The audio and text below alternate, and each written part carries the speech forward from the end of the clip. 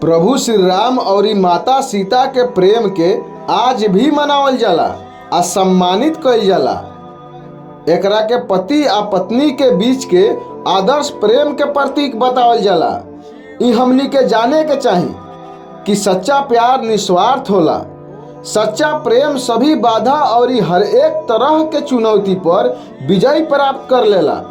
मनुष्य के जीवन में प्रेम, सच्चाई, ईमानदारी, भलाई, निस्वार्थ, हिम्मत, बुद्धिमानी, चालाकी, न्याय, पढ़ाई लिखाई, माता पिता के सेवा, भाई बहन से प्रेम, भूखा के खाना खियावल, केहू के आसरा देवल, भिखारी के भीख देवल, नंगा के कपड़ा पहिरावल, लाचार के मदद कइल, गरीब के दुख समझल, सबके साथे अच्छा व्यवहार कइल, मतलबी ना होके के चाही, जीवन के सही दिशा दिखावल, सबके एके नजर से देखल, दूसरा के बेटी बहन के इज्जत कइल, आपन ख्याल कइल, पत्नी के खुश राखल, औलाद के पढ़ावल लिखावल आ पूजा पाठ कइल बहुत जरूरी बा।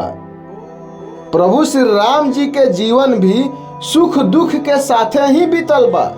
हर मनुष्य के प्रभु श्री राम जी के जीवनी पढ़ के अपना आप के बदले के चाही।